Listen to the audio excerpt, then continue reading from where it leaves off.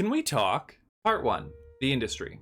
Broadway is currently in an interesting place. The past few decades have seen a sort of demographic shift in the kinds of theater getting produced on a large scale. Ever since the 80s and the advent of the mega musical, more and more resources have been funneled into fewer and fewer productions, meaning that only the most commercially viable of shows have been able to accrue widespread support from investors. Broadway runs on an economic system not unlike that seen in the world of commercial book publishing. The largest houses are owned by a small handful of corporations, with the Schubert Organization, the oldest professional theater company in America, acting as the industry's biggest landlord. These corporations lease Broadway houses out on a contract system to for-profit production companies that then work with artists and investors to produce work to play to a large nightly audience. In the olden days of Broadway's golden age, productions were largely financed by wealthy benefactors who, in pop culture, took the form of rich old ladies with cash to burn and a love of the arts. For an example of this in action, see Bialystok Script in The Producers. Oh yeah, Max. Schmooze 'em, honey. Nowadays, there is still a benefactor system, as most Broadway production companies will only allow accredited investors to finance their shows. Since the golden age, the definition of accredited investors has expanded to include corporate entities such as banks, investment groups, and wealth management professionals who often see Broadway shows as a means of diversifying their portfolio. And I am generalizing, there was definitely counterexamples to the rich old lady model as far back as the 1920s. However, unlike its cousins in other parts of the world, such as,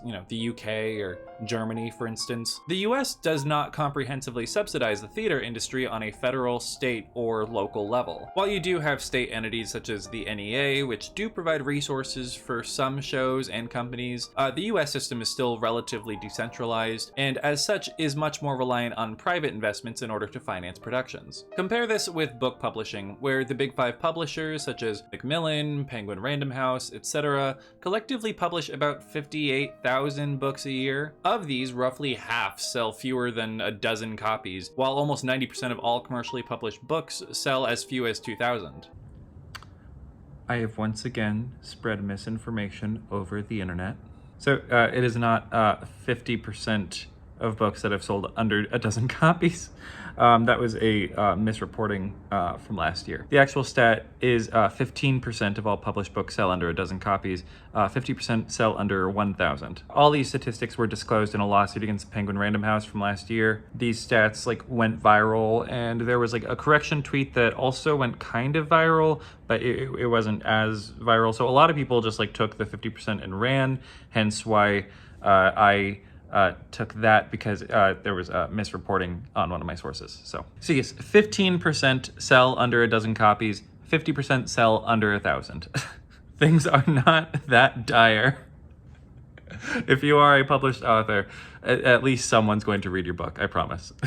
This, of course, is sustainable only because of the expectation that, of the remaining 10%, a handful will sell like wildfire. The Colleen Hoovers and the Stephen Kings of the world, which make up for the income lost by the printing and distributing costs of the duds. Likewise, with the ever-rising rent and production costs of the New York theater scene, producers and landlords alike rely heavily on a handful of productions to earn back their money and run indefinitely. So long as a production is profitable, it won't close. Despite how desperately you may want it to. You may be sick of Aladdin clogging up the arteries of the beautiful New Amsterdam, but so long as Aladdin is turning a profit, Disney is going to hang on to that venue with an iron grip. Look at a production like The Phantom of the Opera, which closed its historic 35-year run at the Majestic in April of this year. During its run, Phantom became the single largest creator of jobs in Broadway history, and its sister production on London's West End is still playing. The reality of financing a production on Broadway is accepting that your show, your precious baby that you've supported ever since it first played to a 30-seat house in a basement in Staten Island, is probably not going to make its money back during its Broadway run. By some estimates, musicals in particular need to run for at least 2 or 3 years in order to start turning a profit for their investors, hence the importance of a diverse portfolio. Financing a Broadway show is a huge gamble, one that is mathematically unlikely to pay off, so it's important for producers to invest safely, hence the recent deluge of musical adaptations of films everyone's already seen, formulaic mega shows from established hitmakers, and limited runs of some of the greatest and most impactful works of theater you've ever seen that were always set to close after 8 weeks. So if this is the case,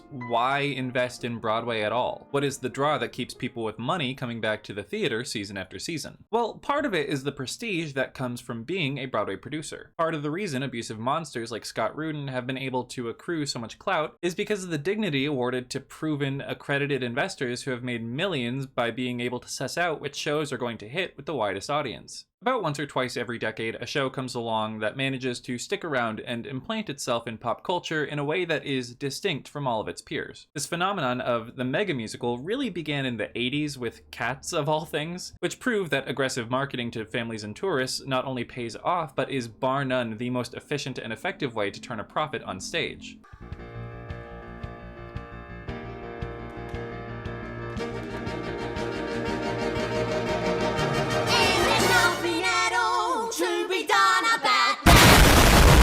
The 80s also had Phantom and Les Mis, the 90s had The Lion King and Rent, the 2000s had Wicked and Avenue Q, and the 2010s gave us The Book of Mormon, as well as a little show you may have heard of called Alexander Hamilton. My name is Alexander Hamilton. Why I should die. The 2020s have yet to really reveal which of its offerings is going to fill the void left by Phantom and all of the aforementioned adaptations once they finally, close. Hadestown is a decent bet, what with its strong sales in the face of a shuffling cast. Lord Andy bet everything on Bad Cinderella, and we saw how that turned out, so it really is anyone's game right now. Maybe MJ will stick, I don't know. The investor's mindset is basically the Vegas mindset. Right? You don't really know if you want to step into that casino. Maybe you've made a promise to yourself that you're not going to spend more than $200 and you're already approaching the line. But then you see this fat cat walk away from the blackjack table with 10 grand in his pockets and you think to yourself, man, that could be me. I know how to count cards. Okay, maybe not that last part. The point is, Broadway, like all large-scale American business ventures, is a system of risk and reward. And the onus is on the producer as to how much they want to risk in the pursuit of the jackpot. And as we've seen, Broadway producers invest safely. That's why even the most countercultural of shows, the "we've been left behind by the system" musicals, to quote the great Lindsay Ellis, have an incentive to water down their political messaging in order to be unalienating to a diverse audience. And diverse is a misnomer here, because what I really mean, of course, is that in order for a show to find success in the mainstream, it has to appeal to rich white people. Yes, Hamilton is a reclamation of America's central cultural myth by and for people of color, with a huge emphasis on hip-hop and R&B and a largely black and brown cast, but it also has been criticized for fictionalizing history, glossing over the reality of the founding fathers as genocidal slave owners, and ultimately affirming the American experiment as being by the people, for the people. Many see these kinds of texts as counter-revolutionary propaganda, driven and informed by liberal complacency, and that's kind of true.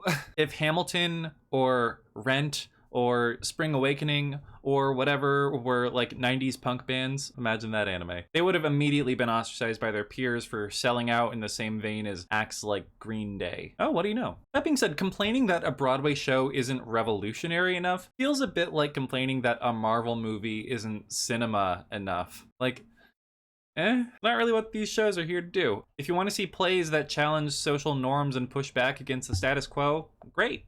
Me too. And we're in luck because they exist and you can find them if you look for them, but you have to know where to look. And up on a stage in a 1,000-seat house with a billboard in Times Square promoting the show to tourists who just want to know how to get to the M&M store, yeah, good luck, Charlie. In this period of time, off-Broadway is more stimulating than Broadway. Oh, and off-Broadway is more stimulating than off-Broadway. So, well, don't you think... And the best theater is done in the small theaters in the major cities and the regional theaters. There's very, very little that's done on Broadway now that's worth anybody's attention. Well, you know that better than I do. Don't you think that there is a change then, perhaps, in terms of the acceptance of a medium-sized theater or a smaller theater? There's a kind of unfairness about it. Why should a playwright have to be a second-class economic citizen? Right. In terms of the money you get. Yeah.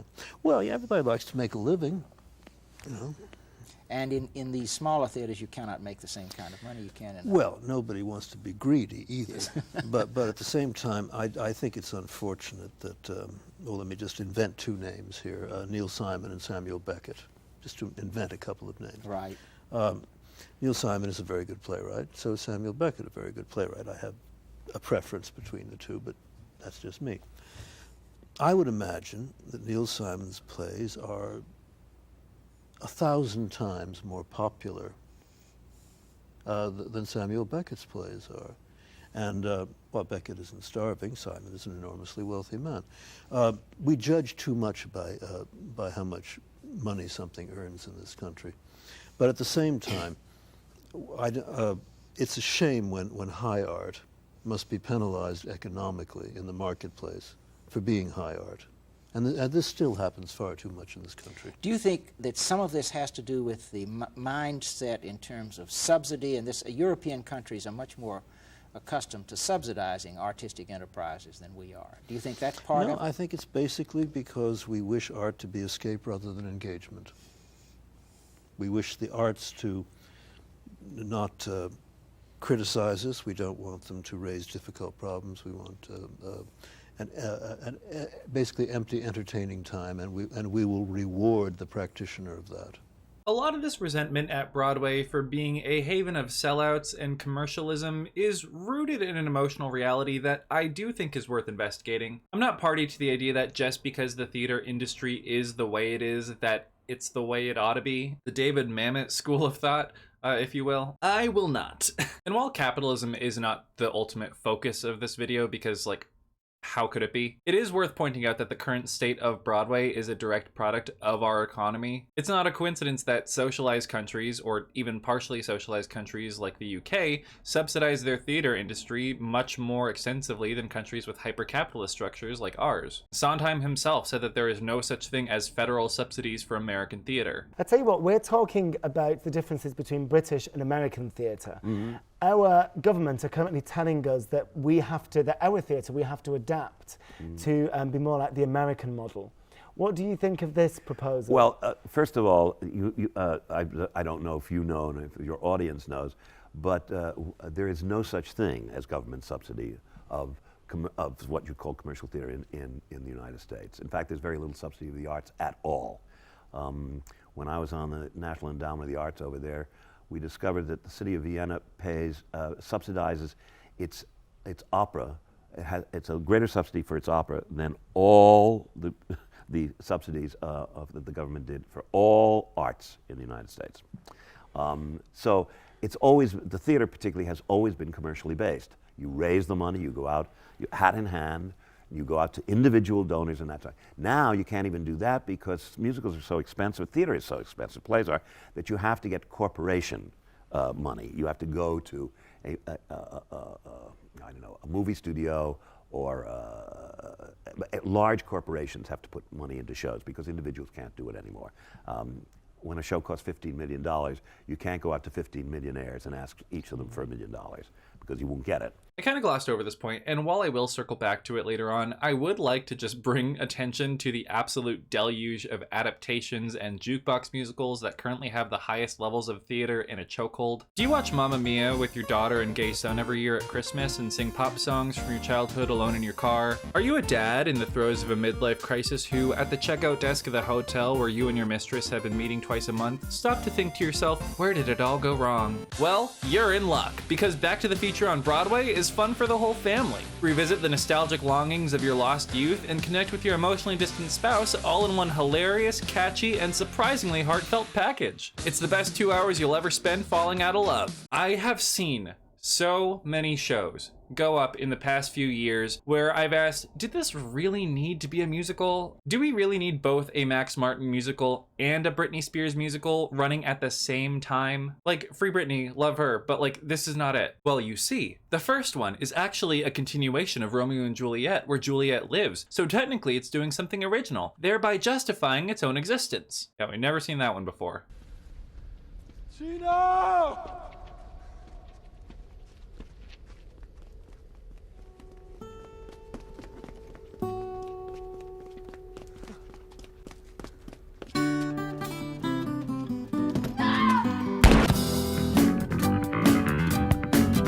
so exhausting. And that's not even taking into account the Disney of it all, which, through its own corporate gerrymandering, has managed to not only clog up some of the best theaters in New York for years now, but tamper with industry standard IATSE and equity contracts to better suit their own agenda. Between Disney, the over-reliance on jukebox musicals and adaptations to get butts in seats, and the advent of the mega musical, Broadway has really taken on a life and culture of its own distinct from the broader theater community. Shows like Wicked, Phantom, R.I.P., The Lion King, Aladdin, they are not primarily works of theater. At least not anymore. Through this kind of hyper-commodification, they have become theme park rides, tourist attractions, Jurassic Park, Springfield, Galaxy's Edge. I guess Broadway is kind of America's most expensive theme park. Only instead of rides and novelty street foods, you have expensive, glitzy, and sometimes genuinely amazing shows sandwiched in the playbill between a Wells Fargo ad and a flyer for Blue Man Group. Be honest, I'm not actually sure what Blue Man Group is. Like, what is their act?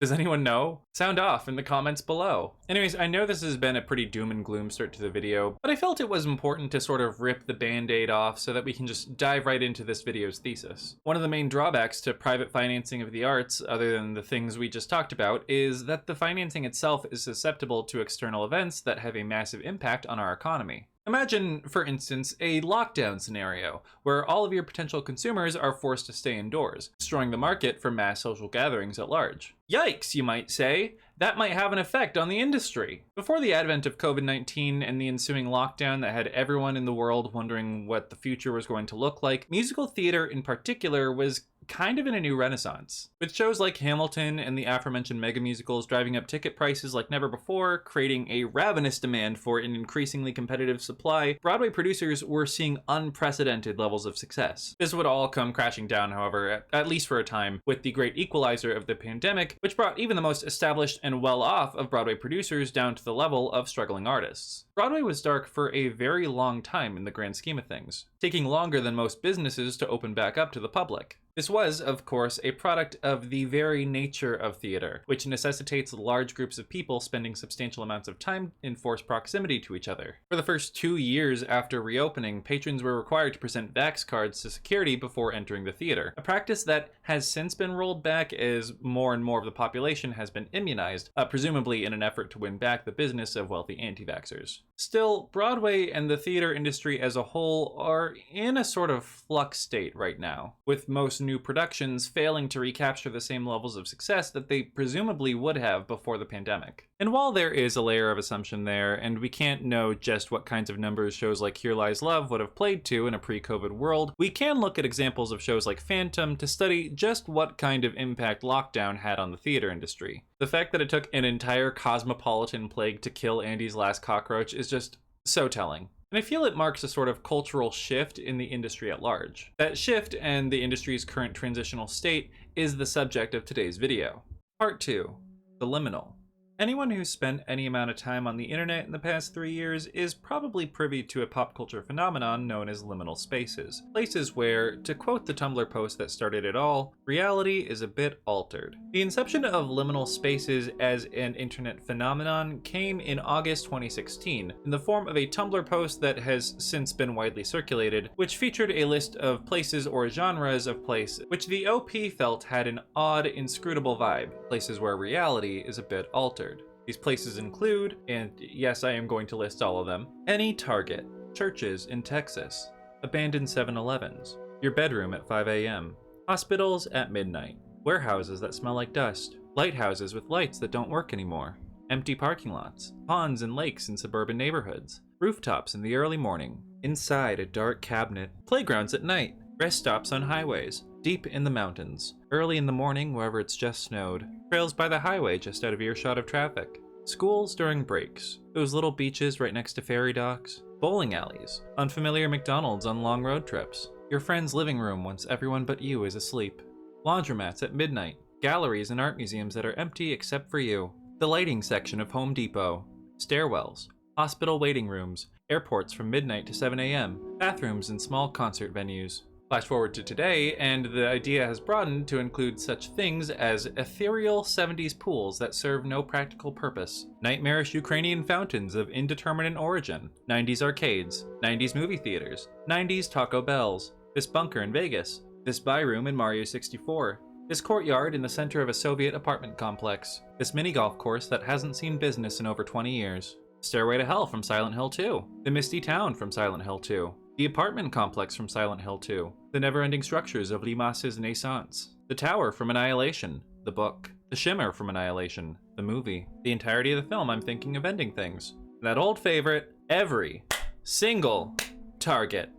Okay, so if you're like me and you are familiar with this phenomenon, your first instinct might be to crack a joke or volley with the idea of liminality, maybe offer a few insightful remarks about the childhood memories these images evoke. If you aren't like me, however, maybe you have a busy day-to-day or an important job, and you just don't have a lot of free time on your hands to keep one finger on the pulse of the internet masses, you might be thinking to yourself, why are we talking about bowling alleys in a video about Broadway? And you know what, that's a fair question, and I'll get to that. In response to the original Tumblr post, one user chimed in, okay, listen, there are reasons for this. A lot of these places are called liminal spaces, which means they are throughways from one space to the next. Places like rest stops, stairwells, trains, parking lots, waiting rooms, airports feel weird when you're in them because their existence is not about themselves, but the things before and after them. They have no definitive place outside of their relationship to the spaces you are coming from and going to. Reality feels altered here because we're not really supposed to be in them for a long time or think about them as their own entities. And when we do, they seem odd and out of place. In recent years, liminal spaces have taken off as a genre of photography, with urban explorers capturing shots of decaying and nondescript structures and locales that evoke a sense of nostalgia to an audience of, well, people like me. People who will see a stop sign by a road in Monument Valley and feel like they've been there, and chase that sensation of manufactured deja vu. In liminal space photography, the artist essentially gives aesthetic consideration to areas of the world that, to that point, had not been offered any. Thus, the uncanny feeling of having been there before, whether in reality or, perhaps just as likely, in a dream.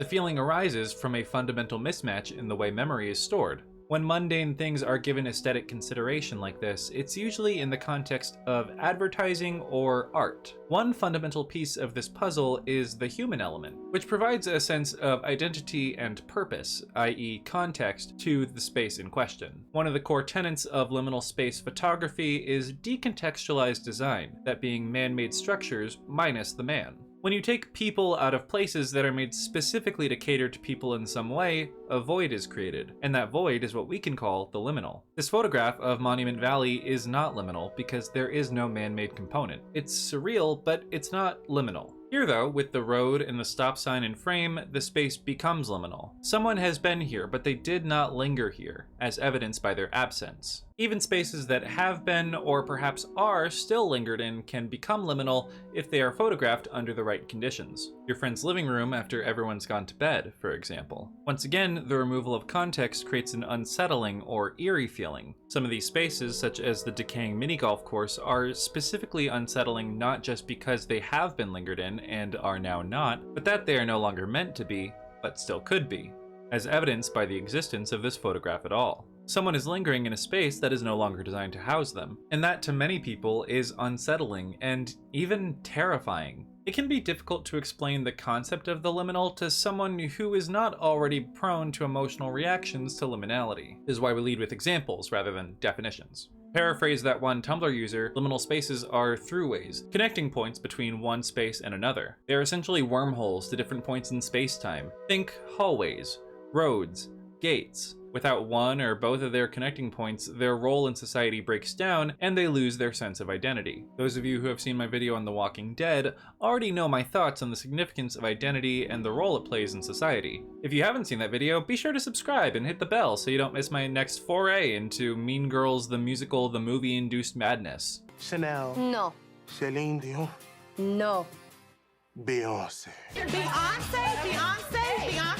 For a video game example of this, consider Half-Life, released by Valve in 1998. For much of this game, your primary goal is to escape the grand underground laboratory that the player character, Gordon Freeman, works in as a particle physicist after a cataclysmic testing accident results in the facility being overrun by aliens. Corridors and office spaces become the site of firefights and military ambushes, with the bodies of your colleagues littering the area in which they once worked as the top minds of their fields. As the context of the facility transforms from one of scientific discovery to death and mass extermination at the hands of two opposing forces, connecting points between battles lose their sense of identity. Previously lived in and worked in environments that had specific roles in the facility are now eerie, desolate, and empty. And once the shooting stops and the dust settles, this is how they remain. Roughly halfway through the game, you are ambushed by a group of ninja assassins? I don't know. It was the 90s. Games could still get away with shit like this. You wake inside of a trash compactor in a crude assassination attempt and are forced to make your way through a gauntlet of increasingly odd and nonsensical platforming challenges in order to make your way back to your colleagues. By this point in the game, the office spaces, air ducts, and elevator shafts have been traded out for conveyor belts and vats of toxic green waste. The familiar, the facility, becomes increasingly unfamiliar as you stray further and further away from your own wing. Whatever tests, services, or experiments Black Mesa was conducting out here have little, if anything, to do with the events of the game, leaving you with less and less context as you progress. While you could hypothesize about the purpose of these conveyor belts and incinerators, you don't know for sure, and that mystery strips back the facade of your stated role here at the facility. Thus, in the void left by the vanishing context of Black Mesa, the liminal appears. I find this part of the game particularly thrilling for this reason. When you roleplay as Gordon Freeman, the particle physicist thrust into a world of alien invaders and an incompetent military response, this sequence in particular stands out as disorienting and unsettling, which I personally find extremely enjoyable. The foundational video essay on liminal spaces was created by a YouTuber named Solar Sands, whose work seems to favor broad, generalized discussions about large-scale phenomenon. Super Eyepatch Wolf and Nexpo have also discussed liminal spaces at length, specifically through the lens of the liminal as a vehicle for horror. Perhaps the most erudite video on the phenomenon of liminal spaces comes from YouTuber and mother of the online academic sphere, Natalie Wynn, aka ContraPoints, in a Patreon-exclusive tangent. Wynn's video is behind a paywall, so a lot of people who are interested in this phenomenon probably don't even know about it, which is a shame because she explores this phenomenon in more depth than I've seen from any other liminal space scholar on the internet. And that is not a swipe at the other creators I mentioned here because their videos are fantastic, and I will be sourcing them throughout the rest of the video. However, Wynn makes some particularly salient observations that I feel are very relevant to the topic of today's discussion. So for the purpose of today's discussion, I am going to briefly summarize a few of her talking points. The concept of the liminal has its roots in anthropologist Victor Turner's 1967 essay Betwixt and Between, the Liminal Period in Rites de Passage, in which he elaborates on Arnold von Gennep's threefold structure of human development from childhood and adulthood, with particular attention paid to the middle or liminal stage, which we refer to in Western culture as adolescence. This protracted phase of roughly 6 years replaces or at least exists alongside long-standing cultural traditions of a rite of passage, a single event during which the child self dies and is reborn as an adult. For a modern example of this in Western culture that exists within the frame of adolescence, consider the quinceañera, a tradition in Latin cultures such as Mexico and Cuba in which a girl aged 15 is ceremoniously granted passage into womanhood by way of a large celebration with her family and friends. The quinceañera is a significant cultural milestone for many Hispanic and Latina women, and it is a mainstay in media in which a Latina girl's coming of age is a focal point. Quinceañera parties are often expensive and extravagant, similar to bar mitzvahs and sweet 16s, and are thus treated with considerable weight and gravity by the family. This is, of course, a circular process. Quinceañera parties are so extravagant and often expensive because they are so culturally significant, and because they are so expensive, they are then treated with a lot of gravity, and so the cycle repeats. There's also, of course, the fact that the subject of the quinceañera is a teenager, and teenagers are uniquely susceptible to external pressures. If your best friend has her quinceañera in a hotel ballroom with an expensive dress and live music, you are going to want something more, or at least comparably extravagant for yours. You know how kids are. Her quinceañera was great, and mine sucked. He got to go to laser tag for his birthday, but we only went to a movie. He got Slash to play at his bar mitzvah. I want Slash.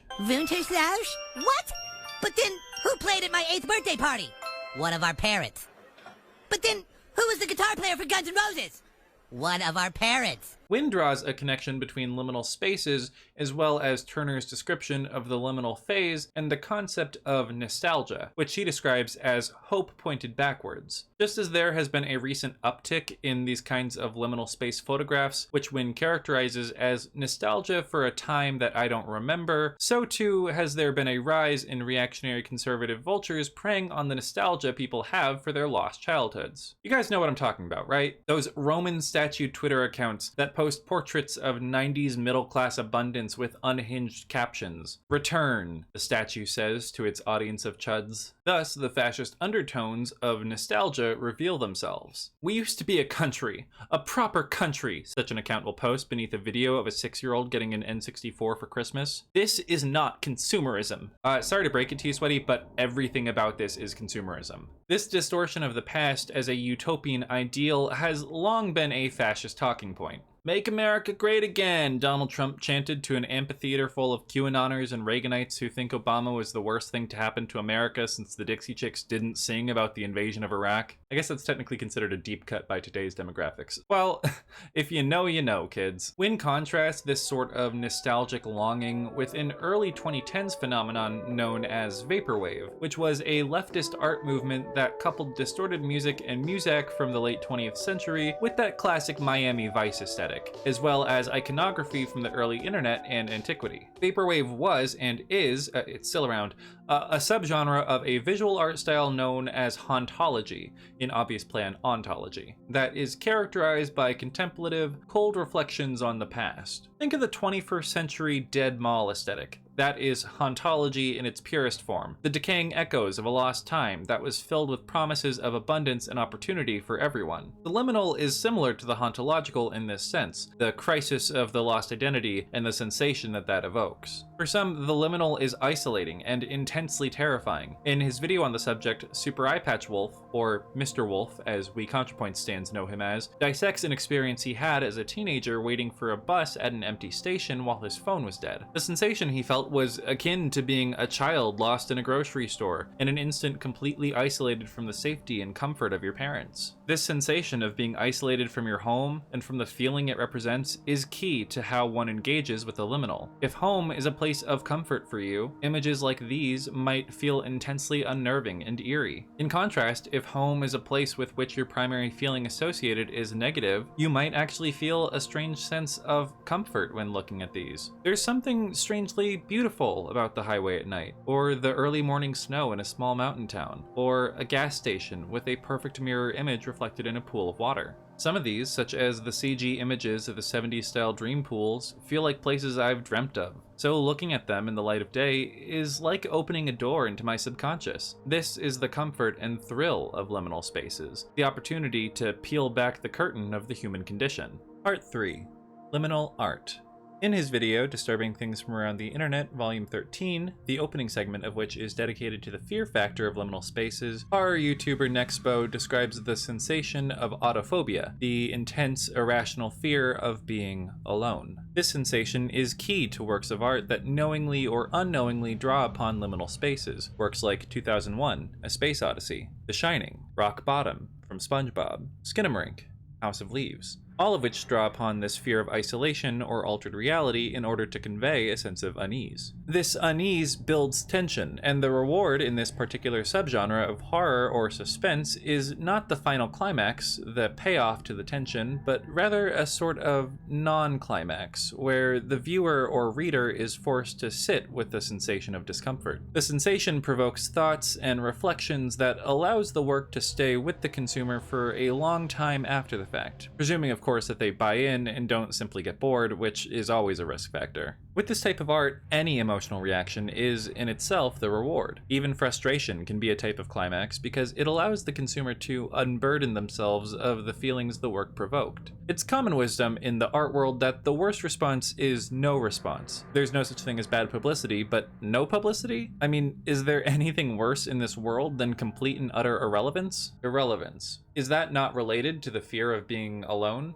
I think that the existential fear of being irrelevant is emotionally related to autophobia. Both involve a paranoia surrounding the idea of absence. If you are alone, you are unable to influence others in any way, guaranteeing your irrelevance. If you died knowing no one and having been known to no one, on a societal level, your death would be meaningless. And it's not just people, right? If a tree falls in a forest and no one is around to hear it, did it ever really fall? Well, yes. Let's not be so arrogant as to act like everything in the universe revolves around us. I think the cognitive dissonance brought on by this kind of thinking is the reason why people often struggle with the concept of deep time, the millions and billions of years that occurred before recorded history. The meteor that killed the dinosaurs struck the Earth so long ago that many societies could have advanced and collapsed at a rate similar to ours in the time between then and now. And still, there are religious fundamentalists that insist that the dinosaurs walked alongside us when the universe was created 6,000 years ago because their brains are physically incapable of perceiving the age and scope of reality. The past is limited to the things I can feel and perceive, and no amount of data can convince me otherwise. The fear of isolation as it pertains to death and time are at the core of one of the examples cited by Nexpo, an indie horror game called No Players Online. The game, which is modeled after FPSs from the PS1 era, is framed as a dead server for a fictitious CTF-type game that presumably was once bustling with players. It calls upon real-world examples of games such as early Halo and Quake that were once the most popular in the genre but now have a player base in the double or single digits, if the servers are still online at all, adding to the idea that this game is a living system that has simply been abandoned and lost to time. Combine this with the vintage graphics and you're left with a truly surreal atmosphere that is very evocative of the same hauntological ideas behind liminal spaces and vaporwave. Walking through the empty battlefield, slowly capturing the opposing team's flag, I'm filled with a sense of sadness. It's quiet,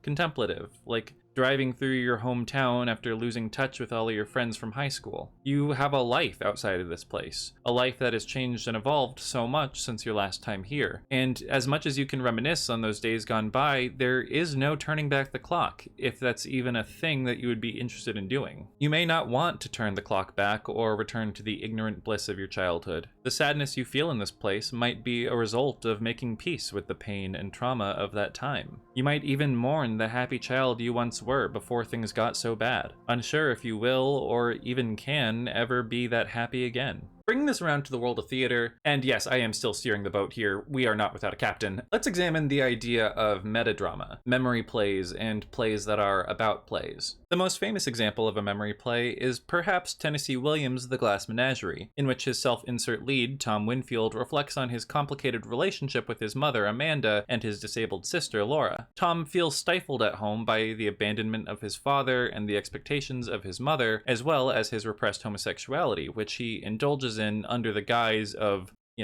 going to the movies. And while Tom does love his family, he is frustrated at his lot in life, making pennies at his day job and struggling to find his way as a poet. The play is a memory play both in form and also its strong autobiographical elements. Williams' own strained familial relationships are well documented, and his homosexuality caused many problems for him during his Puritan upbringing in the American South. At the end of the play, after realizing there is nothing he can do for his family to ease them of their malaise, Tom sets out on his own, leaving behind the shackles of his home that kept him from becoming who he was meant to be. Is The Glass Menagerie liminal? Well, yes. Contrast this with David Henry Hwang's Yellowface, which chronicles the rise and disastrous fall of his infamous Broadway flop, Face Value. At the time, Face Value, which began previews in 1993 and cost $2 million to produce, was one of the biggest loss makers in Broadway history, closing after only 8 previews. Face Value never officially opened on Broadway, and its failure is often cited as one of the most embarrassing flops for an established and renowned playwright like Hwang in the history of Broadway theater. I hope he's not watching this. Well, I'm sure what I'm saying isn't anything he hasn't heard before, considering he wrote an entire play about the whole fiasco that earned him his 3rd Obie Award. Specifically, the play zeroes in on a casting controversy surrounding one of the play's lead actors, who is given the role under the mistaken assumption that he is Asian American. His true identity as a white man is eventually revealed to Hwang, who concocts a scheme to construct an Asian identity for this white man for the duration of his contract, as he cannot technically be fired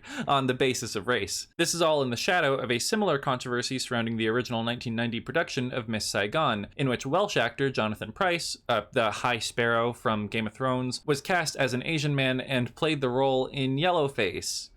Flash forward a decade after Face Value's failure, and Huang and the actor, presented in the text as Marcus G. Dahlman, reconnect. It is then that Huang discovers that the actor, emboldened by their scheme, has built an entire career in yellowface, claiming to be a Eurasian Jew with Siberian ancestry. He even becomes an activist for Asian rights and representation in America in a tragicomic subversion of Huang's own career. There's also a familial element to the play, exploring Huang's complicated relationship with his Chinese father, a successful banker, and the plot comes to a head when American Senator Fred Thompson investigates the father and his business partner for their donations to political campaigns, with the accusation that they have been funneling money from the Chinese government in order to influence elections. Huang and Dahlman are of course implicated, and the whole conflict comes to a head when Huang forces Dahlman to reveal the truth about his racial identity in order to keep them out of prison. The twist of Yellowface is that Marcus G. Dahlman, famous yellowface doer and con artist, doesn't actually exist. He's not real. Huang just made him up to illustrate conversations about Chinese Americans, and he owns up to this in the text. In reflecting on his greatest commercial and critical failure, Huang fictionalizes the past, creating an intentionally unreliable mythology and a sort of reclamation of this narrative that, for so many years, was out of his control. The play received rave reviews and won numerous awards, and today serves as a very insightful case study on the power artists have to influence the way history is perceived and remembered. Is Yellowface liminal?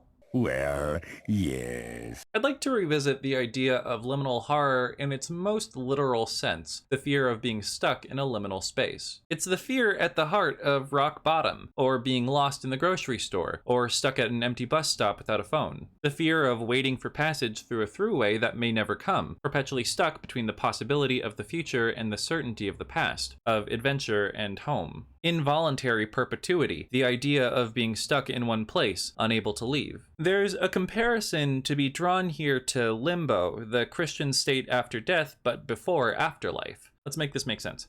Many theologians consider limbo not to be one of the circles of hell as it is depicted in Dante's Inferno, but rather a sort of post-death waiting room, a transitional space while God determines where your soul is to spend eternity. Though the two words are not linguistically related, limbo is liminal. It's a state of being between death and the afterlife, perhaps the most liminal of liminal spaces. You arrive in limbo automatically, and you cannot leave until God passes his final judgment. This is also the difference between limbo and purgatory, whereas in purgatory your soul is essentially cleansed of all earthly attachments and vices to prepare you for salvation. Limbo is just the waiting room where God determines whether purgatory will be necessary. And this is only one interpretation. According to Dante, all souls who were born and died before they could be saved by Christ wound up in limbo, such as his mentor, Virgil. I'm not really a proponent of the Dante's Inferno is fanfic line of thought, but the relationship between these two men is probably the most fanficky part of the whole story. Dante depicts limbo not as a waiting room, but rather as a sort of divine plot device to explain what happened to good people that were simply born in the wrong era. To Dante, limbo wasn't even about suffering, because the souls in limbo don't suffer. Their only punishment in the afterlife is being withheld from the warm embrace of our Divine Father, and are otherwise treated with honor and dignity. And this is something Dante loved doing, just making shit up about shit that was already made up. He was a poet, not a theologian, and his depiction in the Divine Comedy is much more informed by his own beliefs than strict Catholic doctrine. Dante's version of limbo is actually rather evocative of the same anxieties that drive liminal horror, eternally stuck betwixt and between.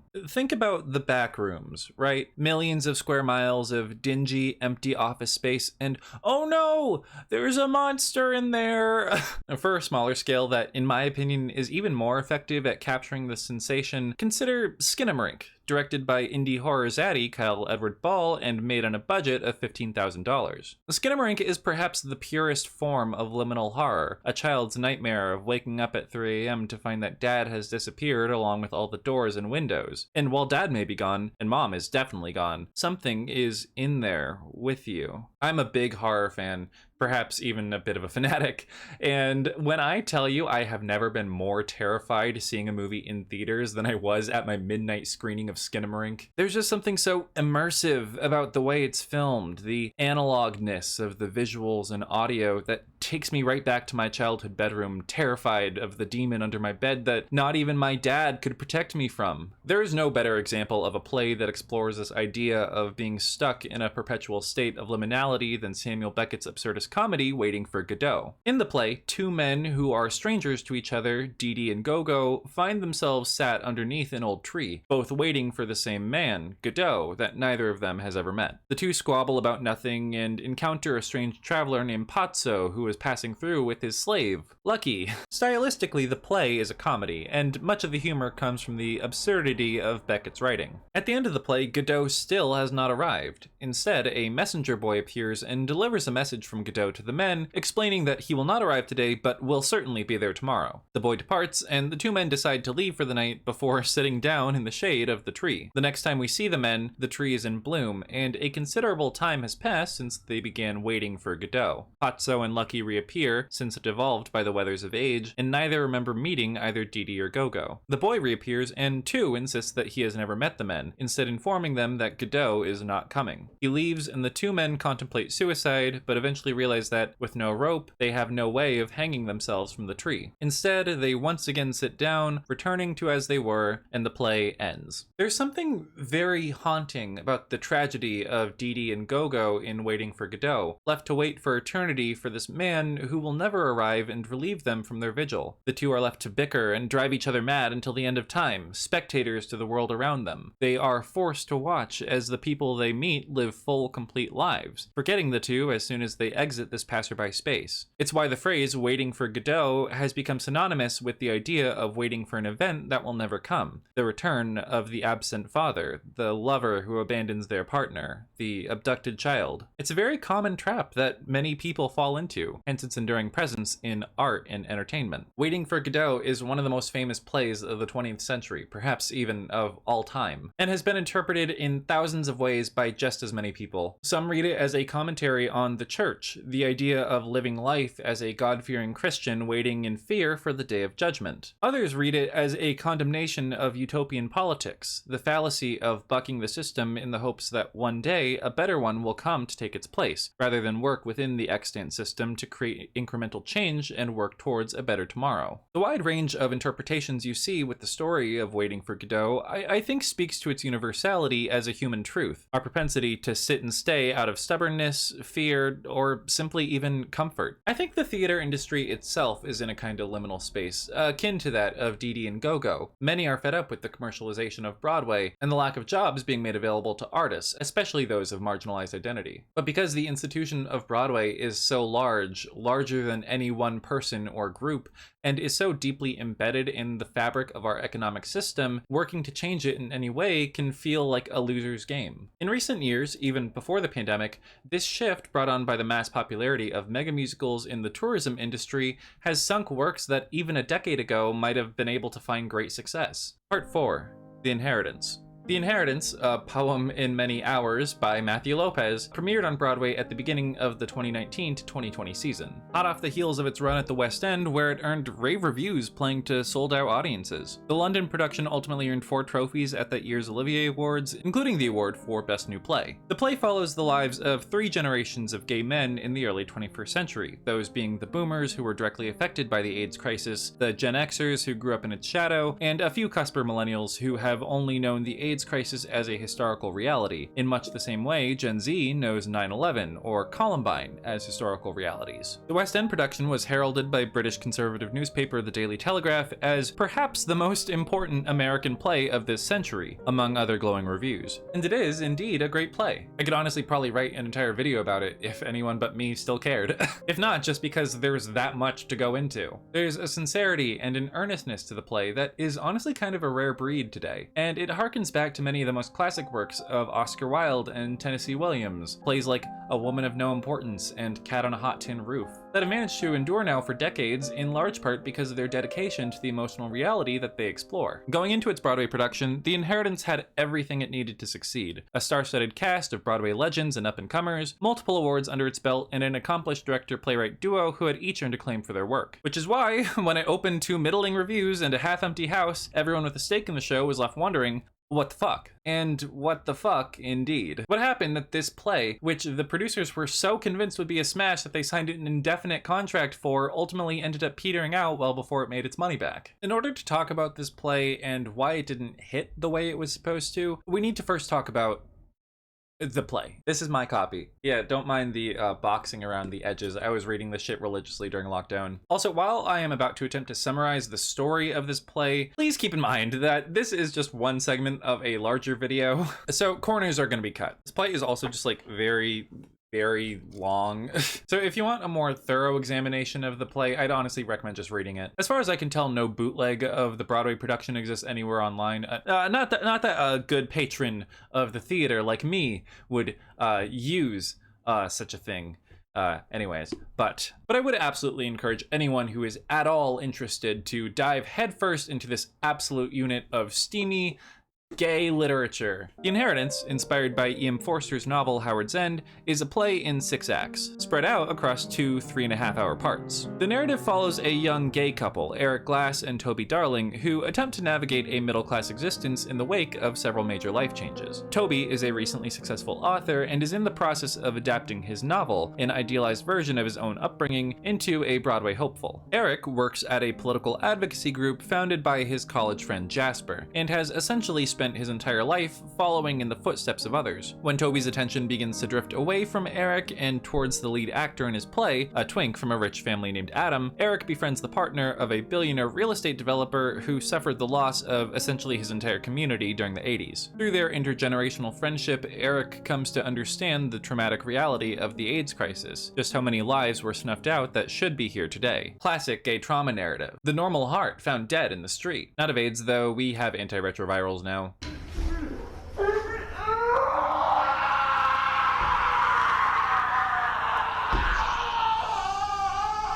Provided your insurance covers them, that is. Over the course of the play's first half, a rift forms in Eric and Toby's relationship, and Eric is willed a house that his friend, the billionaire's partner Walter, used to house men that were dying during the crisis and had nowhere to go, assigning the property a sort of spiritual value that goes beyond the monetary. The billionaire's sons, however, defy Walter's will, and Eric and the billionaire, Henry Wilcox, turn to each other for comfort in the wake of Walter's death from a long, private battle with cancer. Presumably lung cancer, because he smokes, and the other gays are like not down with that. Meanwhile, Eric's relationship with Toby implodes, leaving the latter a self-immolating disaster, fueled only by alcoholism and impersonal hookups with Juilliard-trained ballerinos. His relationship with Adam flames out as well, and soon Toby finds himself with nowhere to go and no one to turn to. It's all very Saltburn, and that is a compliment. It is here, in this low moment, ravaged by infatuation and self-hatred, where he begins a relationship with a 19-year-old sex worker named Leo, the boy he got, who bears a striking resemblance to Adam, the boy he wanted. Part 1 ends with Eric visiting the house for the first time, where he encounters the ghosts of the approximately 300 men who died on the property.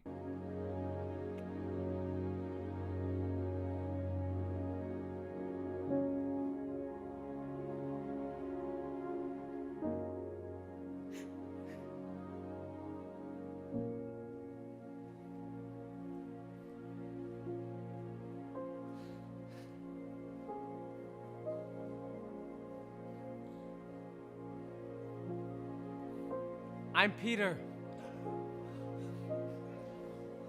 Peter. It's enough to make a grown Jimmy Fallon cry. And me, I cried every time. In part 2, Toby's play makes it to Broadway, and his relationship with Leo grows in intensity, with the younger man becoming wholly reliant on him for shelter and safety. Eric, meanwhile, marries Henry for the stability and excitement afforded to him by the billionaire's abundance of resources, in effect alienating him from all of his liberal Gen X friends. I guess these guys are more like Gen X millennial cuspers. Like, they're not rent-era gays, they're more like Modern Family-era gays, if that makes sense. The two couples, that being Eric and Henry and Toby and Leo, collide at Eric's wedding, which Toby and Leo crash despite having been formally invited, and it's revealed that Henry, who has been established as being averse to physical intimacy of any kind, has been employing Leo and indulging in his services. Toby flees into the night, leaving Leo to the streets and Eric to his loveless marriage. Henry eventually reveals the truth about Walter's will and gives Eric the house, and Eric tracks down Leo, who, during his trips to Fire Island with Toby, contracted both HIV HIV and an addiction to Tina. After fleeing into the night, Toby returns to his Alabama hometown and confronts the truth that he spent his entire life running from, that he didn't have a happy childhood, but rather a tragic one, marred by death, poverty, addiction, and homophobic bullying. The fact that he dropped out of high school and fled to New York, and that if it wasn't for his relationship with Eric, he probably would have ended up on the streets like poor Leo.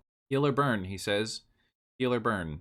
Thus, he resolves to join Eric and Leo at the house. However, he is not welcomed with open arms. While he could make peace with his past, his present is another story, and Leo violently rejects him in a moment that earned genuine gasps at every performance I attended. And so Toby is left to drink himself dry and sort through a box of his parents' old things that was left to him after his mother's death. The downfall of Toby Darling comes at the bottom of this box, where he finds a childhood photo of himself from before his father's suicide. As he looks at the boy in the photo, smiling and so full of joy and life, he can't even recognize himself. He doesn't feel as though he could ever be that happy or that pure ever again. And so, in his drunken state, he gets into his car and drives, eventually spinning out and crashing headfirst into a wall. His car catches fire, and Toby is left trapped in his metal tomb, utterly engulfed by his grief and his trauma, as well as, the flames. The flames. Eric and Leo both mourn his death, and through the healing power of the house, Leo slowly becomes well. Eric and Leo both make their peace with Henry, and life goes on. I saw this play, The Inheritance, in its entirety 3 separate times during its Broadway run. And yes, it cost a fortune, and no, I don't regret it even a little. If the show was still playing, or I was somehow able to go back in time to those last few months before lockdown, I would drop another $180 on this shit in a heartbeat. There are so many things about this play that are so individually meaningful to me that it's honestly pretty difficult to synthesize into words. The play is just extremely rich, making use of Brechtian elements and a sort of meta-framing device to break down the facade of the writing process itself. The characters in the story are also incredibly dynamic and three-dimensional, simultaneously hilarious and tragic and full of heart, owing in no small part to their roots in Forster's work. Most of the characters in The Inheritance have a one-to-one, or at least analogous equivalent with a character from Howard's End. Eric and Margaret, for example, or Walter and Ruth, or either of the Henrys. Toby, however, our darling boy, our self-immolating himbo, who apparently is a top, doesn't quite fit into Forster's mold. Plot-wise, Toby early on takes the utilitarian role of Helen, Margaret's sister, who is the first point of contact between the Schlegels and the Wilcoxes. Through his relationship with Adam, however, positioned early on as the Tibby of the group, he diverges from Helen's role in the narrative, and the one-to-one reading of The Inheritance as a modern-day Howard's End begins to break down. That is not a bad thing, however. The big criticism of this play was not that it wasn't Howard's End-y enough. If anything, people were frustrated by the sheer whiteness and middle-classness of the play, which felt out of touch with many experiences of the New York pantheon of homosexuals, the NYPH, if you will. Wait a minute. Hi, I'm Neil Patrick Harris. How many people were scared? Me too. I was really, really scared. And this is fair enough. While class conscious in its own ways, the story is definitely told from a middle class perspective, and I don't blame anyone for feeling alienated by that. There's also the perceived tokenizing of the supporting cast, which I mean, yeah. All of the core 5 main cast members are white, and conversations about race and ethnicity are relegated to a few Socratic seminar-style dialogues that honestly read more like those conversations you'd seen from older men on Facebook than any real attempt at advocacy. Reading these kinds of comments about the play online and from publications like the New York Times, you start to realize that a lot of these criticisms are less about what the play is and more about what the play is not. Namely, a mouthpiece for the most marginalized in society, which I guess is its responsibility now. Lopez has addressed these criticisms a few times in interviews and podcasts. Speaking to Them magazine, he said, "It's about finding the balance between telling your particular story as an individual or as a member of a subgroup within a larger group, and understanding your place in that continuum. The rainbow flag is multicolored for a reason. We are not alone. We are a collection of different communities that define themselves in very different ways. I never wanted the play to feel exclusionary or like it was ignoring other groups in the culture. I also wanted to talk very specifically about my experience. And I knew that the only way to write something specific was to be specific. I'm very grateful for the attention that's been paid to this play, and very grateful for the opportunity to engage with audiences. Anyone who pretends that this play is the definitive document of anything other than my experience and my imagination is missing the point of the play. The play is about taking one story and telling 1,000 from it. And my impulse here is to side with Lopez on this one. Isn't the issue not that this play doesn't speak for everyone, but rather that we as LGBTs just don't get to make enough stuff? I cannot speak for everyone. I can only speak for myself. And in doing so, I hope I allow there to be a hunger for more stories. My play will be a failure if the attention being paid to it doesn't lead to hunger for more stories. I want the great 7-hour trans play. I want the great 7-hour lesbian drama. I want more. Make no mistake, this is very much a gay man's play. The audience every night was primarily made up of gay men, and I, as a gay man, enjoyed it so much in part because of that. I love the gays! Woo! Yo, guys, get over here. You're making sick. Not in the gay way, yeah, I respect that. It's also very much a certain kind of gay man's play. There are a lot of things in this play that are very white liberal friendly, in part because white liberals are just so much of the demographic that buy tickets to these shows. The Will and Grace crowd, if you will. The kind of crowd whose first real exposure to hip-hop was Hamilton. The crowd that watches Drag Race and thinks reclaiming the word fag is going too far. Have I adequately made up a guy yet? I have more of these. Actually, and this one isn't a joke, it's just an anecdote, but the last performance of this show that I attended, to which I took my boyfriend at the time, also happened to be attended by a former South Bend, Indiana mayor and Biden's Secretary of Transport, Pete. If I could take a pill to make myself straight, I would. Buttigieg. And when I say the entire audience stood up for him as he entered and applauded, yeah, it was really embarrassing, actually. And there were other fair criticisms of the play for being, among other things, pretentious. Getting back to Eric's analogy, if America is a body and its citizenry are its cells and its T cells are its democracy, then what about Donald Trump? Where would he fit in this analogy? Because you could say that he is HIV. And like HIV, he's replicating his genetic material from tweet to tweet, person to person, institution to institution across the entire nation. Now, consequently, America is now falling prey to opportunistic infections its immune system had once at least been able to fight.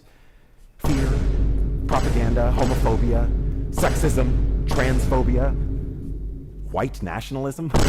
And like any person with untreated HIV, this nation has developed the American immune deficiency syndrome. Maybe we should call it what it is and diagnose it properly. America has AIDS. That being said, none of these criticisms really have anything to do with why this play in particular failed where others before it succeeded. And there has been a lot of scholarship on this. Some say that mounting an AIDS play in New York is tantamount to mounting like an apartheid play in South Africa, but there have been plenty of AIDS plays on and off Broadway that have proven successful in the past. So many, in fact, that the very subgenre was parodied in an episode of the other two. This episode, it's so good. It's just so fucking... In her Nebula exclusive video on Blazing Saddles, Lindsay Ellis dissects the idea of genre and the several stages genres go through prior to their winter. Ellis cites John G. Coelti's Chinatown and generic transformation in recent American films as the benchmark for this discussion, specifically with regard to the final stage of a genre's life cycle, burlesque. According to Ellis, and by extension Coelti, and yes, I'm up on both, I just want to give Lindsay a shout out here, a genre is always in conversation with itself. The mythology surrounding a genre, within which sincerity and pretension are free to roam, is a very fragile thing, and it only takes one work of burlesque, read farce, to expose the sham. See what Blazing Saddles did to the Western genre. Hey boys, look what I got here. Hey, where are the white women at? Or Tropic Thunder for the Vietnam War genre. These acts of burlesque are not only genre members, but genre killers, with Tropic Thunder in particular working to kill not only Vietnam movies, but a whole host of genres and subgenres, also lampooned by its cast of diegetic actors. So, the AIDS play. The AIDS play as a form is incredibly storied in the Broadway canon, and yet before the other two kicked the door down on the mythology of the AIDS play, there was little in the way of discourse concerning the phenomenon as a subgenre of the LGBT drama or dramedy with a focus on the historical and ongoing reality of the AIDS crisis. As a subgenre, it has tropes, including the whole "we just don't know what it is" thing that, while true to history, is sort of played out by this point. Whatever this is, it's the most insidious killer I have ever seen or studied or heard about. And I think we're seeing just the tip of the iceberg. The medical community is baffled. We still don't know what it is yet. Thank you. As well as the overwhelmed politicians, the allusions to Reagan. I wish I was an octopus. A fucking octopus. 8 loving arms and all those suckers. Know what I mean? No. I pick up this phone, I punch 15 numbers. You know who's on the other end? In under 5 minutes, Henry. The president. Better, Henry. His wife. Janice, get Reagan on the phone. No, get the whole damn administration on the phone. So much angst and, of course, trauma. PTSD. Trauma. Generational trauma. Trauma. Rage and trauma. PTSD. Trauma. Post-traumatic stress. Female trauma. Family trauma. Generational trauma, family trauma. You know, generational trauma. Generational trauma. Yeah. Trauma. This is what trauma looks like. And as a genre, again to invoke Kuwelti, AIDS plays are frequently in conversations with their contemporaries and cultural forebears. Indeed, before it even opened, The Inheritance was already drawing comparisons to another genre titan, that being Tony Kushner's 2-part epic, Angels in America. If I hold them both up side by side, will it prove that I'm smart? Because I've read them both. Bro, my copy is so water damaged. I don't even know how this happened. And these comparisons, while frustrating... Jesus. And these comparisons, while frustrating on a textual level, these plays are remarkably different, even right down to the structure, are apt in a broader context, and I have no doubt that had Angels not been revived to massive success some 5 years before, Lopez and co. likely wouldn't have been able to mount The Inheritance in the way that they did. As Kuwelti said, genre is always in conversation with itself, especially in mediums like theater, where the history is so storied and documented. The Inheritance, Angels, The Normal Heart. The other two takes aim at all of them. Okay, fine. Get out the fucking part. I can't take it anymore. I know it's important. I've seen this so many times. Shh. People are trying to sleep. Fuck. So the other two is the burlesque, the farce that exposes the sham of the genre by lampooning its mythology. Given that, as well as the commercial failure of The Inheritance, it's probably safe to assume that we won't be seeing another high-profile AIDS play for a while. Only time will tell how this plays out in the long run. However, while the other two may or may not have killed the AIDS play as a subgenre, it didn't kill The Inheritance. To answer the question of why this play specifically failed, we need to look at the broader business trends of Broadway. As we have discussed, as Broadway has become first and foremost an attraction for wealthy tourists, in order for a show to succeed, there is an increasing onus on it to appeal to this specific demographic. This is how Julie Taymor's The Lion King has managed to stick around in the decades since its debut, where her other works have not. And there is, of course, a quality factor here. For as rich as the source material may be, The Lion King works specifically well on stage because of the unique opportunities afforded to it by the medium. Contrast this with Spider-Man, where the medium was actively at odds with the work to the point of being dangerous. Oh, Reef Carney. How far you've come. However, Broadway is not a meritocracy. If it was, The Inheritance would probably still be playing. Fat Ham would definitely still be playing. And The Inheritance is not a show that is tailor-made to appeal to tourists. In fact, everything about it on a foundational level is diametrically opposed to the factors that dictate whether or not a play is going to be successful. It's a straight play, it's a considerable time sink, and it isn't based on an extant property, at least not in name. And that last point seems to be the real key player here. Nowadays, in order for a straight play to succeed on Broadway, it needs to either A, be produced with a limited run in mind at the start, start, as was the case with Slave Play and Passover, or B, share a name with a sufficiently popular and provably lucrative media entity. Like, fuck J.K. Rowling, but Harry Potter and the Cursed Child is the real benchmark here, as was To Kill a Mockingbird during its run. Both plays ran for several years, a notable achievement for straight plays, and both have turned a significant profit for their investors, owing largely to their popularity with families and tourists, both demographics with which The Inheritance failed to find an audience. And believe me all, I am not saying that this play should have tried harder to appeal to these crowds. I am a playwright first and foremost, and I would never want to encourage the mindset that more palatable equals better in some way. I just think that all the hubbub about why this play failed kind of misses the surface point that, given the state of the industry, it was never really destined to succeed in the first place. The play is not a worse play for having underperformed. If anything, I honestly think that that makes having been there for it honestly kind of cool.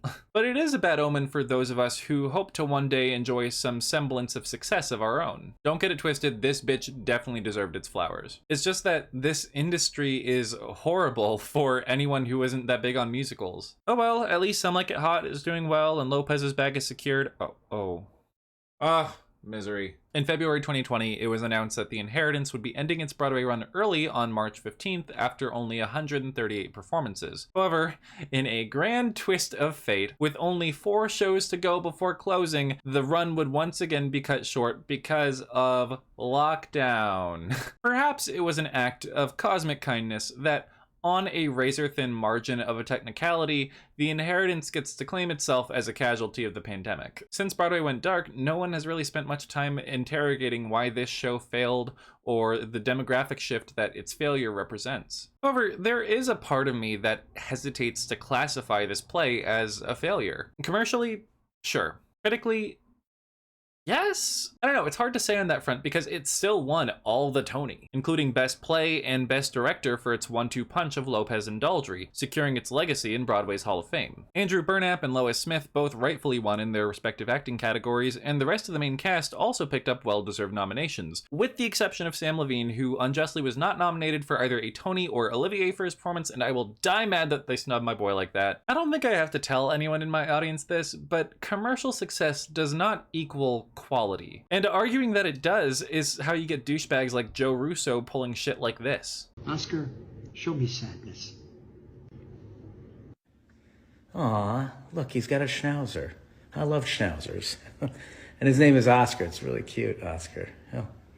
All right, come on, box office. Some of my favorite works of art from the past century have been the absolute dregs of the commercial and critical world, and many of the works we remember today as classics were definitely not revered in that way during their spring. If The Inheritance is to be remembered, and I hope it is, I feel it's worth remembering for more than just its underperformance at the box office. Because this play is so much more than that. It's the first play that made me see the totality of what theater could be. The humor, the wit, the rich character drama and devastating tragedy and ultimately hopeful ending that is so counter to what we as gay people are so used to being dealt with. It's my favorite play, and it's honestly a major part of why I wanted to become a playwright. In this strange life, I have had the privilege of meeting several people who worked on this play, and all of them have been absolute delights. I won't name names, of course, for privacy reasons, but of all the folks that I've met and the conversations we've had, all have spoken incredibly highly of this play, this production, and the communities of people that it has brought together. You see this in the stories these people share on talk shows about how moved they are by the encounters they've had with fans at the stage door. There are people who have said after the show that they can't, they'll say first like, I can't really talk about it, and they start to get choked up. The insurmountable pain of that time, I think you could never underestimate. I mean, I think I don't have an intimate connection with that time, and I was leaving the room or leaving the theater crying to the point of like, give me like a minute. Right, which is not something that ever happens to me. Yeah, sure. After a play, it can have that. It has that effect on people. But there are also people who you leave the stage door and they come up to you and they say, thank you for bringing that person back for a night, or thank you for bringing me back to that time, or reminding me of this, or reminding me of that. I mean, that's the reason you do it, right? Is so that people are moved from a stuck place, or that something shifts inside them that makes them think about that thing that they haven't thought about in 30 years. So, and it's stuff like this that reminds me of the magic of theater and the power it has to bring people together, even if only for an evening or a matinee. These experiences stay with you for years after the fact. Part of the joy of seeing a big show on Broadway is being able to, years later, say, oh yeah, that show, I was there for that. That communal experience is irreplaceable. It's not something that you can assign an economic value to, because art is not about economics. The industry? Yeah, sure. But art? Absolutely not. Part of the reason I feel so many theater people are often reluctant to think of Broadway as an industry or as inherently commercial is because of that power. This is something you do because you love it, right? I mean, we make theater because we love it and we're passionate about it. We're not businessmen. Chris Harper is a businessman, but Patti LuPone? Matthew Lopez? That is not what we came here to do. Part 5, An Infinite Present. In their videos on Liminal Spaces, both Wolf and Win call attention to a Tumblr post spiritually related to the original post on Liminal Spaces. I really enjoy just existing in hotels, the poster says. The long, identical hallways, the soulless, abstract art, the weird noises the air conditioner makes, strange city lights in the window, 6 stories off the ground, strangers chatting in the hall, nothing in the dresser. No past, but an infinite present. Wynne posits that this vibe of the infinite present is also one of the motivating factors behind why hotels are commonly used to carry out affairs. And hotels really do feel like a portal to another world, a blank, judgment-free canvas for you to color and paint for yourself without consequence. Once you pass through the threshold and into this altered reality, your home life disappears, and the only person you have to be is the person you carry with you. It's a deeply unburdening sensation that I get every time I travel. This past summer, I went backpacking through Ireland. It was my first time traveling by myself, as well as my first time staying in hostels. And sweaty, I cannot even begin to tell you how liberated I felt locking up my shit and going drinking at pubs and dancing at the George every night until 3 in the morning. I've spent a lot of my life curating the person that I am, so to be able to let that all go in a place without consequence for my personal life, even if only for a short time, it was one of the most healing experiences I think I've ever had. I don't really like to talk about my feelings too much on this channel because that's not what this channel's about, but as someone who struggles with mental illness, I take a kind of strange comfort in the in-between stages of life. I sort of inhabit a liminal space of my own, halfway between a functioning adult and a puddle of human anguish. This is the case for a lot of people who experience depressive episodes. It's easy to feel like a spectator in your own life, watching the world pass you by as you stew in the shade of an ever-changing tree.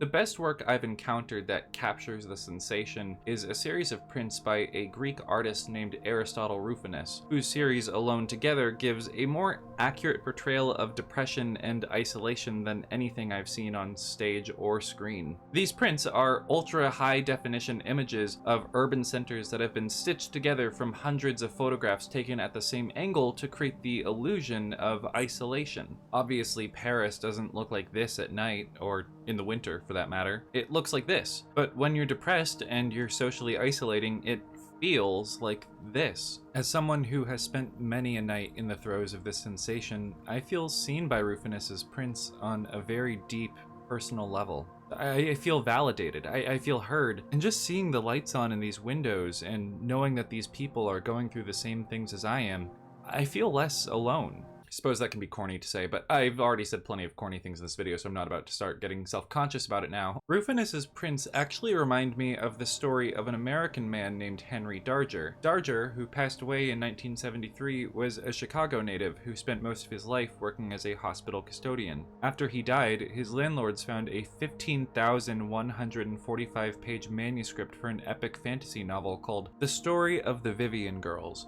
in what is known as the realms of the unreal of the Glandeco-Angelinian war storm caused by the Child Slave Rebellion, which was accompanied by several hundred drawings and watercolor illustrations. The book was never published, but much of his work has since been auctioned off and is now on display in museums all around the world. Darger is a legend in outsider art circles, and his work now commands upwards of $750,000 per piece at auction, among the highest of any self-taught artist. Darger wrote this sprawling epic mythology all by himself himself, for himself, with no expectation of anyone ever seeing it. To put the scale of his work into perspective, imagine if Tolkien had never published anything related to Middle-earth, and The Lord of the Rings was only discovered by his family after his death. Having never read it, I cannot speak to the quality of Darger's work, but that's not the point. It's hard to put into words what the story of Henry Darger means to me as a creative and honestly, just as a human being who struggles with existential questions of death and legacy. Henry Darger died in obscurity with no last will and testament and no immediate next of kin. And still, his name and his life will never be forgotten because of the work he left behind. He may not have gotten to enjoy his fame during his lifetime, but his contributions to the world through his creative expression have immortalized him. So much so that New York's American Folk Art Museum even named a study after him. Is Henry Darger liminal? Is Aristotle Rufinus liminal? Is, dare I ask, Raul Esparza liminal? No! Well, yes. When I think about the ways Broadway has changed and in so many ways regressed over the past couple of decades, I think about something Broadway legend Raul Esparza said during an interview during lockdown. When I first read that anecdote about you, like, seeing your name on the marquee for the first time and realizing, like, I didn't have to change my name. And it made me think of, like, Lindsay Mendez's Tony acceptance speech in 2018 when she got the same advice to change her name. And so do you think the industry has gotten better in terms of, like you said, people being more open with it? Because I feel like right now there's, like, a floodgate of people, like, being really honest about the darker, more racist aspect. No, I don't think the industry's gotten better about opening doors. I really don't. I feel that we are taught to expect a certain look from people, and definitions of race and ethnicity are created a lot of times in this industry, particularly by what comes out of Hollywood, by people who are very ignorant about what they're doing. And I feel that it's imperative. I feel that it's imperative to keep making a lot of noise about it. I told you about that Mixed Blessings playwright. The woman playing my grandmother, who was this huge Cuban star named Belia Martinez, who was on Que Pasa USA, was given an outfit. She was supposed to be playing a Spanish, like in a costume for a Spanish dancer or something as a joke at the end of Act 1. They put her in a flamenco outfit, and they also put a big basket of, like, fruit on her head, like she was Carmen Miranda. And they give her a serape, you know, as like a wrap. And she was like, "The hell is this?" And she was insulted about it, actually, you know, that kind, and this was many, many years ago, but that kind of thing comes at you all the time. I remember when I did Evita, the 20th anniversary tour of Evita, which it was wonderful to get to do and to play Che, which is a complicated role for a Cuban actor to play, especially Son of Exiles. They would say to me, "Oh, well, you know, this is a very authentic production of Evita." And I'd be like, "Why?" And they say, "Well, you know, because you're Cuban and everybody's Latin." And I was like, "Okay, so I'm Cuban, your Ava's Puerto Rican, and your Perón, I think, has Mexican heritage. How does that make any of us more Argentine?" Because a lot of theater people are progressive in their politics, there is a reluctance to label the theater industry as conservative, just as there is a reluctance to label the film industry as conservative, even though we know who's sitting in the big chair. For the people who call this industry home, the onus is on us to turn up the volume and bring Broadway into the 21st century. And people are doing this, but there's still a long way to go before a show like The Inheritance can be just as profitable as a show like Wicked or Mean Girls. So, a little while back, I did a volunteer spot for the 24-hour plays on Broadway. The show was produced during a sort of halfway point during the come down from the strikes, when the WGA had already struck a deal with the studios and resumed work, but the industry at large was still on pause with SAG-AFTRA. And y'all, the cast they assembled for this thing was unreal. We're talking stars from all over, from movies and TV and the highest levels of Broadway theater. It was fucking loaded. And if you're not familiar with the 24-hour plays, their whole thing is that all of the plays they do are written, mounted, and performed within a period of 24 hours. So it was fucking go, go, go all day long. And there was something deeply humbling about seeing all these incredibly successful and talented people come together to celebrate this organization that, for decades now, has been a real home for artists of all walks walks of life. The show was dedicated to Warren Leight, who's best known for serving 2 tenures as showrunner on SVU, and this guy is a legend. He was the first TV showrunner to staff his entire writer's room with New York playwrights, literally going guerrilla style to theaters to see who was working and what they were about. He did the same thing with his actors too. Both Raul Esparza and Peter Scanavino were well-known theater actors, but virtually unknown on screen before they were brought on for SVU. And there was so much love in that auditorium basically the whole night. David Bertka was in the cast, and before Jesse Eisenberg's play, he actually auctioned off an evening with him and Neil that sold for $7,000. I hope the lady that paid for it got her money's worth. And of course, our beloved Raul sang for us, unwarmed up and exhausted after a long day of rehearsals.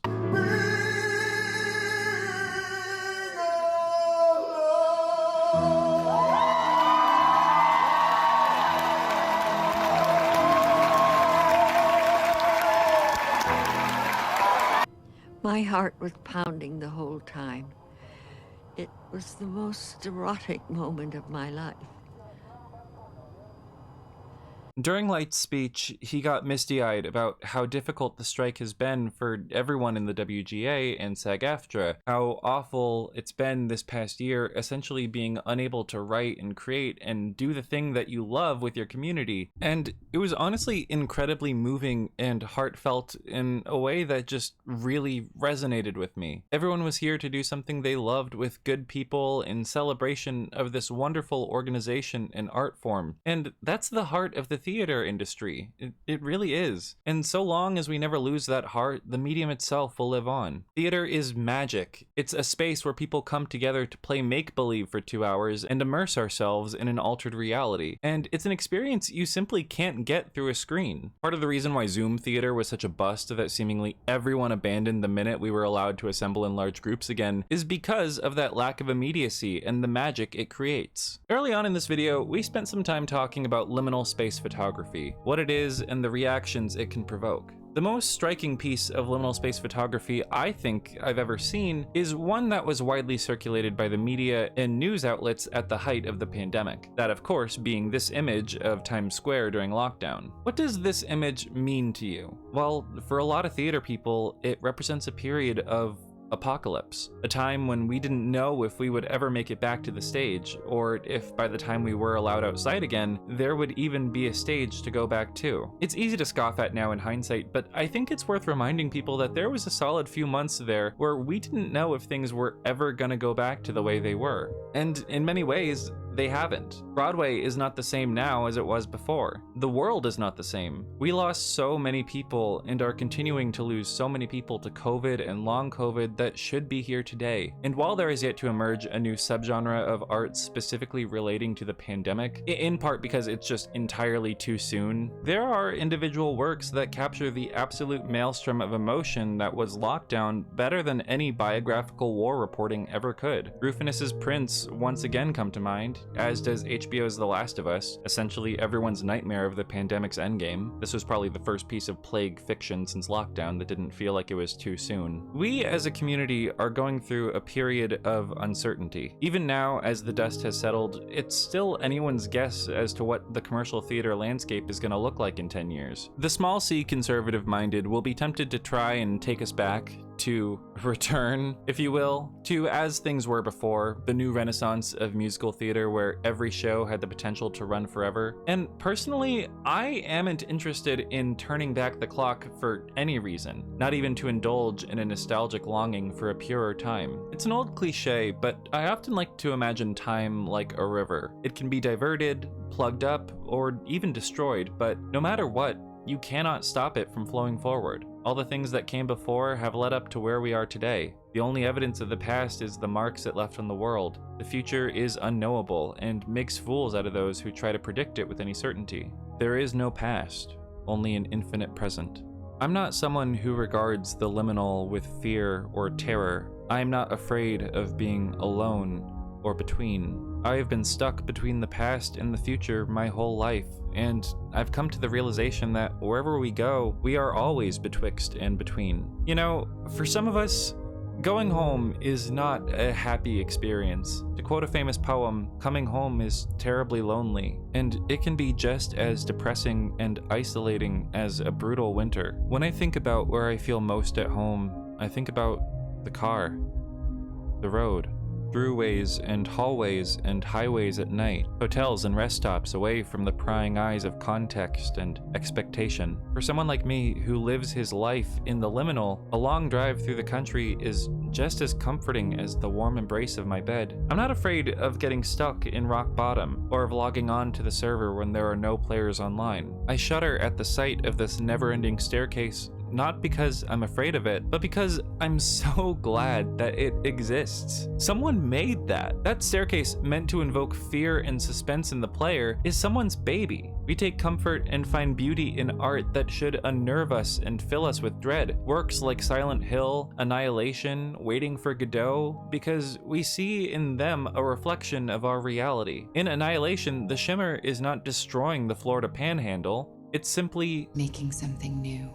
And inside, being absorbed into the huddle is not the bad ending, it's simply the ending. And that final shot of it laid out on the beach is simultaneously beautiful and haunting. A lot of people spend their lives fighting desperately against the current of time. They feel overwhelmed by it and do everything in their power to rebel against its unyielding passage. Yes, your cousin Mike does still tailgate at UW despite having graduated a decade ago. Yes, your mother has hung on to her high school soccer trophies that she won when she was 17. Yes, you do feel desperate pangs for a time when your existence was simpler, when the only things you had to worry about was homework and Brussels sprouts, when a new Nintendo game was as awe-inspiring as the moon landing. And the tragedy of human existence comes in the painful revelation that, try as you might, you will never be able to revive that past. What's done is done, and there is nothing you can do to bring it back.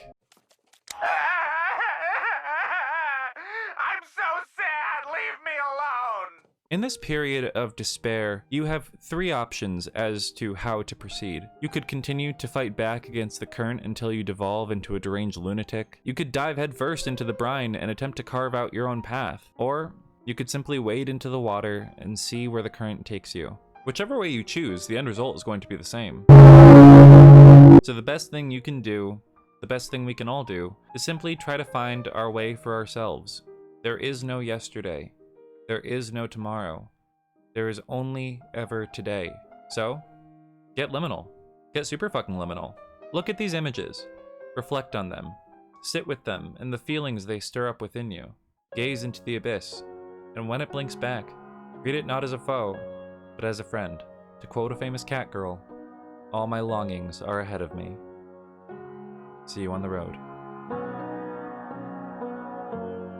In the dead of the night, with your eyes open wide, you will sleep by and by, by and by.